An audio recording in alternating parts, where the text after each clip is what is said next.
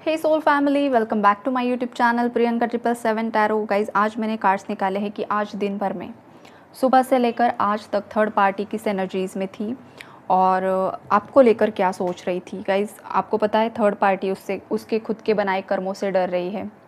Literally universe को pray किया है उसने जो मुझे काफ़ी अच्छा लगा। उससे माफ़ी मांगनी होगी। गाइज देखिए, आपको पता है उसने भी शनिदेव के लिए कुछ ना कुछ रिचुअल किया है, बिकॉज़ वो भी तो इंसान ही है, गलत क्रिया कर्म करती है, लेकिन वो भी सोशल मीडिया पर एक्टिव रहती है। उसे भी पता है रिचुअल किस तरीके से किया जाता है। तो कल के दिन में ना उसने भी रिचुअल किया था और उस रिचुअल के बारे में वो आज सोच रही थी कि उसने जो कुछ भी दान पुण्य कल के दिन में किया था, तो हे भगवान उसका जो सही फल है वो मुझे मिल जाए। ये एनर्जीज़ है थर्ड पार्टी की। थर्ड पार्टी उसकी लाइफ में कुछ ना कुछ न्यू बिगिनिंग्स चाहती है। गाइज, आप लोगों को जो उसने अलग किया है ना आपके पार्टनर से, वो इसीलिए किया है बिकॉज़ वो पैसों की काफ़ी ज़्यादा लालची औरत है। गाइज, पैसों के लिए ही यहाँ पर आपके पार्टनर से उसने आपको अलग किया है। अगर आप अनमैरिड हो तो उस केस में भी ये जो थर्ड पार्टी है, चाहे आपके जो पार्टनर है उनके पेरेंट्स हो सकते हैं या उनके लाइफ में कोई रोमांटिक थर्ड पार्टी हो सकती है, तो वो बस पैसों के लिए ही आपके पार्टनर के साथ है। अगर उनके पेरेंट्स हैं तो उन्हें ये लगता है कि किसी रिच फैमिली में उनके बेटी की या बेटी की शादी होनी चाहिए। तो यहाँ पर पैसों का ही मैटर है। देखिए, 6 ऑफ पेंटिकल्स का कार्ड है, 7 ऑफ पेंटिकल्स का कार्ड है। तो ये लोग ना पैसों के लिए ही सब कुछ करते हैं, पैसा देकर ही काम भी करवा लेते हैं और पैसों के लिए ही आपको भी आपके पार्टनर से अलग किया है। तो उसका जो नतीजा है ना, वो अब ये हो रहा है कि वो 10 ऑफ सोर्ड्स की एनर्जीज़ में है, 9 ऑफ सोर्ड्स की एनर्जीज़ में है। ये दोनों भी जो एनर्जीज़ है इतनी इतनी ज़्यादा पेनफुल होती है। गाइज़, लाइक जैसे कि किसी का आज ही ब्रेकअप हुआ है, उस इंसान की क्या हालत होती है, एग्जैक्टली वही एनर्जीज़ है कि सडनली अनएक्सपेक्टेडली अगर आपका पार्टनर सामने से आके कह दे कि ब्रेकअप सब ओवर हो गया, तो कितनी ज़्यादा पेनफुल एनर्जीज़ होती है किसी इंसान के लिए। वो जो पेन होता है वो असहनीय होता है, कोई सहन ही नहीं कर सकता है। एग्जैक्टली वही एनर्जीज़ में थी आज ये थर्ड पार्टी, बिकॉज मैंने आज की ही एनर्जीज़ निकाली है। ये थर्ड पार्टी काफ़ी ज़्यादा डरी हुई है। उसे ये अंदर ही अंदर महसूस होने लगा है कि उसने जो पाप किए हैं, उसने जो कर्म किए हैं, उसकी सज़ा अब उसे मिल रही है। ये एनर्जीज़ खुद थर्ड पार्टी फील कर रही है और यूनिवर्स को प्रे कर रही है कि उसे जस्टिस मिले। देखिए, मतलब कितनी अब इस पर हंसना चाहिए, रोना चाहिए।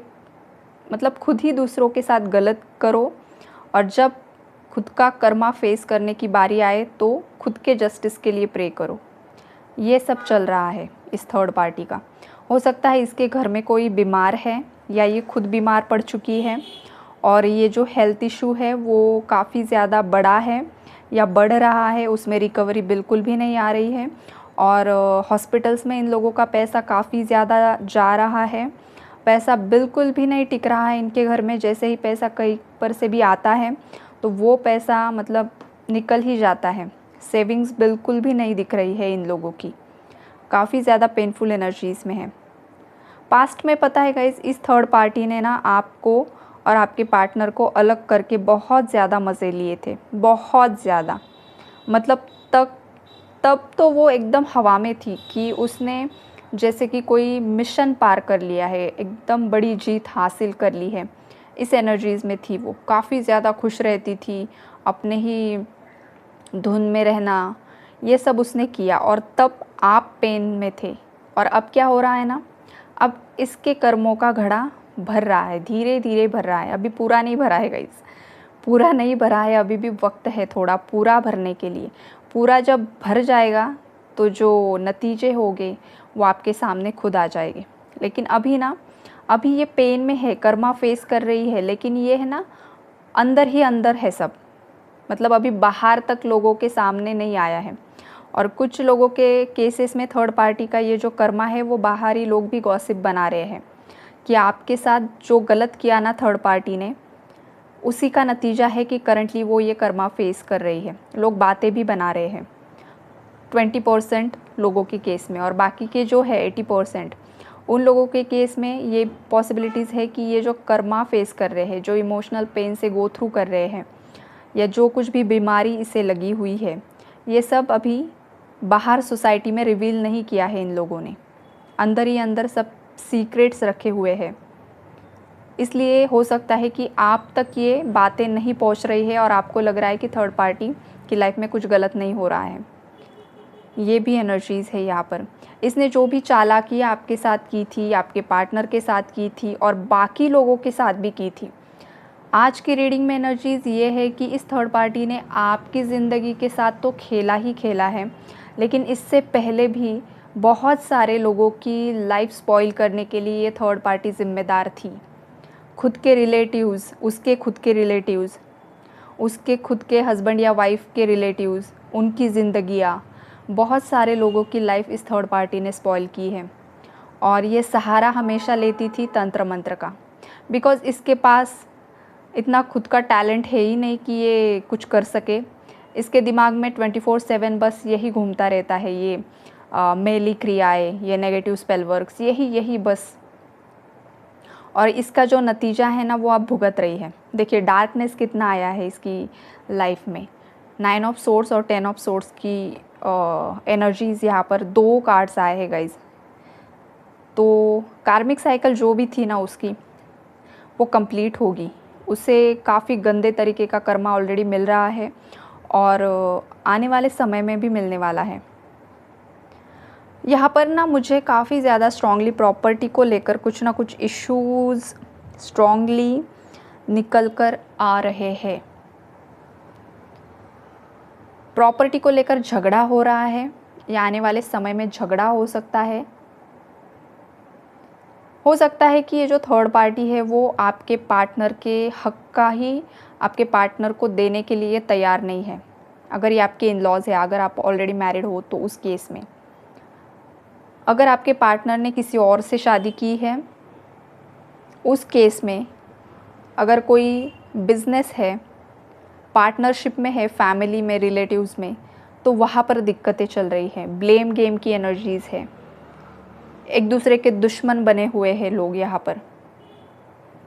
और कुछ केसेस में ये भी है कि कुछ थर्ड पार्टीज़ इतना ज़्यादा इनोसेंट बनकर बैठी हुई है आज भी, कि आपके पार्टनर को आज भी लगता है कि थर्ड पार्टी ही सही है और आप गलत हो। ये भी एनर्जीज़ है गाइज़ यहाँ पर। लेकिन ये जो है ना आपकी सफ़रिंग्स, ये आपका भी प्रारब्ध है गाइज़। कभी कभी ना रियलिटी भी एक्सेप्ट करनी चाहिए, ताकि एक क्लैरिटी भी मिलती है कि किस तरीके से कर्मा वर्क करता है, किस तरीके से चीज़ें काम करती है, ये समझ में आता है। अगर आज आप सफ़रिंग्स में हो, आज अगर आपको दुख हो रहा है, दर्द मिल रहा है, नेगेटिविटी में हो, आज आप खुद रो रहे हो,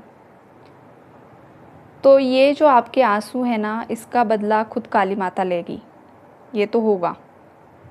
अगर आपने कुछ भी गलती नहीं की है, आप एक सच्चे इंसान थे, आपने कभी किसी का बुरा नहीं चाहा, कभी किसी के लिए बुरा नहीं सोचा, और अगर आप आज रो रहे हो तो इसका बदला आने वाले समय में काली माता खुद लेने वाली है। और आपके जो दुश्मन है वो खून के आंसू रोने वाले हैं। ये एनर्जीज़ है। आज के दिन में तो थर्ड पार्टी ने यही सोचा है कि कब उसकी लाइफ में पॉजिटिविटी अट्रैक्ट होगी। हो सकता है उसने आज आपको सोशल मीडिया पर स्पाई किया है, थर्ड पार्टी ने आपको स्पाई किया है, कि उसने जो भी ये आपके अगेंस्ट किया है ना, तंत्र मंत्र हो, चाहे फिर आपके पार्टनर को आपके अगेंस्ट करना हो, जो कुछ भी है, उसने वो चेक करने की कोशिश की है सोशल मीडिया के थ्रू। इसने आपका सोशल मीडिया ज़रूर स्टॉक किया है आज के दिन में, और इसीलिए ना इसने काफ़ी ज़्यादा जेलस भी फील किया है गाइज़।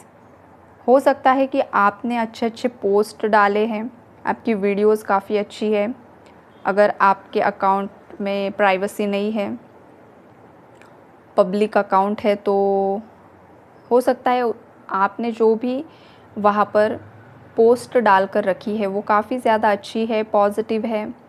कुछ स्पिरिचुअल मैसेजेस भी आपने अगर डाले हैं, स्पिरिचुअल वीडियोस भी डाले हैं, तो वो भी इसने देखे हैं और इसे ये समझ में आ चुका है कि इसकी जो भी चालें हैं, इसने जो भी कुछ किया करवाया है ना, ये आपकी समझ में आ जाता है और आपको भी पता चल जाता है।